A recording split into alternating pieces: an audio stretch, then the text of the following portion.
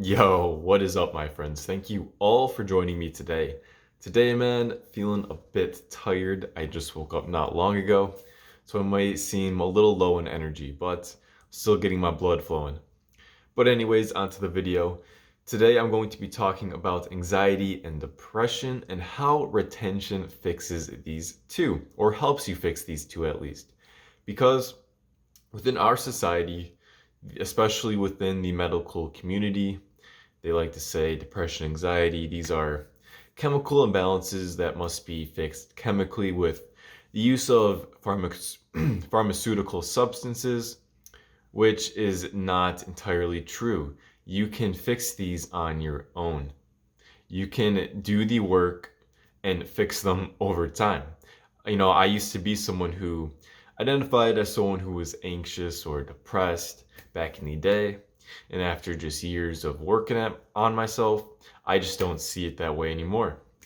And really, if you do get into the trap of taking pharmaceuticals just for something like depression and anxiety, it will get you stuck eventually.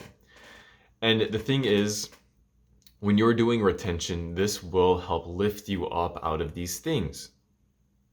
Because when you're depressed, you don't have any energy. You don't have any motivation. You don't have any passion you find in the world. You struggle to find enjoyment. And when you are starting retention, you cannot remain the same if you want this practice to work.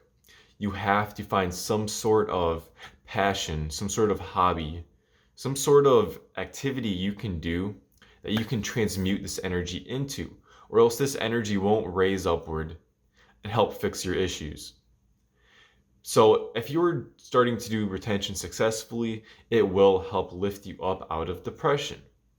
But the thing is with that, once you start, once you're a good amount of days into your retention journey and you're feeling like the man, you're feeling on top of the world, there will come a time, and this is what people call the flat line, where you might get knocked down a bit. You might not be on that same high you were riding before.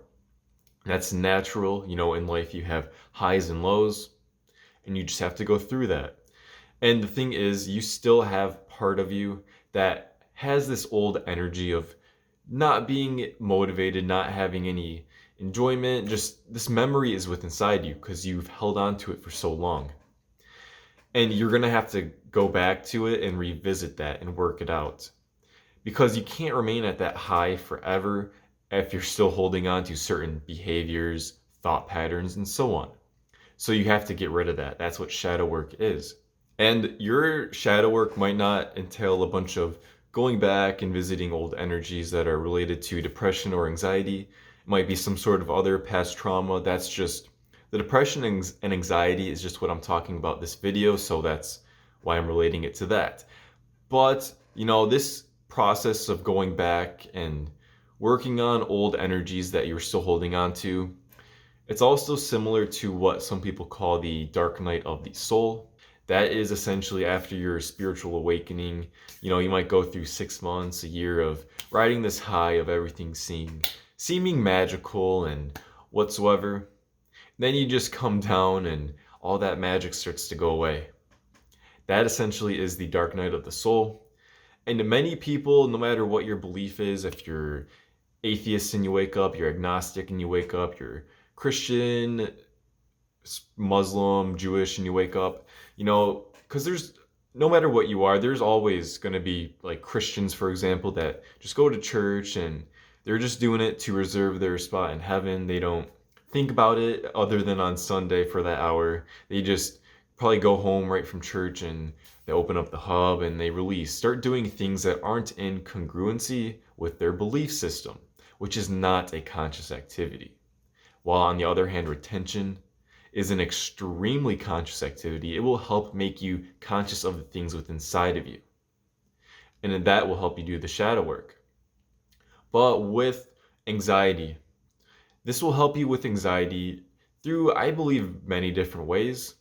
But I think it helps you out biologically because it'll help keep you out of your sympathetic nervous system.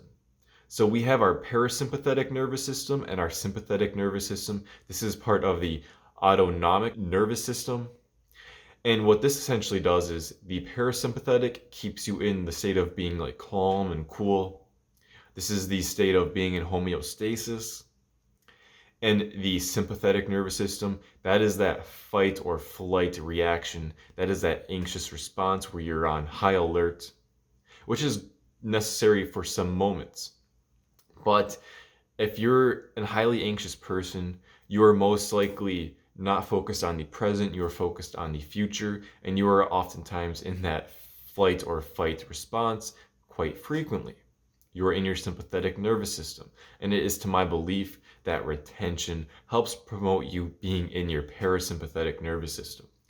And I did a video recently called The Biology of Retention, where I kind of went over how I believe the hormones, how the endocrine system is connected. Well, it is connected to the sympathetic nervous system, like through the hypothalamus.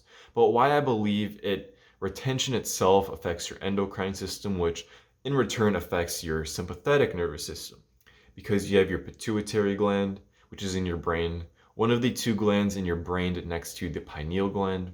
And the pituitary essentially signals your testes through a kind of like a communicating hormone. So it sends a hormone down there and tells your testes to produce sperm, and then it sends another hormone down there to produce testosterone. And when your body isn't constantly releasing, and it doesn't need these hormones sent down there so frequently, it is to my belief that your pituitary gland is able to work in different ways, use its energy for different activities, I guess. And it is to my belief, since it is essentially directly connected to the sympathetic nervous system, it will help you balance that out. So you will be able to sit within your parasympathetic nervous system more frequently. And this is to my belief too, because of just my own experience with depression and anxiety and retention, and what other people tell me about it through their own experience of anxiety and retention. But the thing is, there's also plenty of other things that have helped me on my path, whether it be meditation, eating right, working out, just essentially growing up in general and treating myself better, self-love. And also there's the portion of not thinking about the future so much, focus on the present moment as much as you can, because this is truly when the magic happens. And of course, just like how I was talking about when I was talking about depression earlier, there will come a time where, you're on retention and you're feeling like the man for 4 months. You're not worrying about a thing.